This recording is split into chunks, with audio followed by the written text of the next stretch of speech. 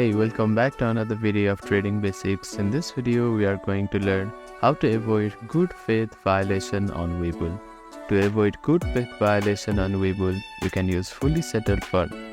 Wait for a deposit or previous trade to fully settle, usually 2 business days before using those funds for new trades. You can also use a cash account.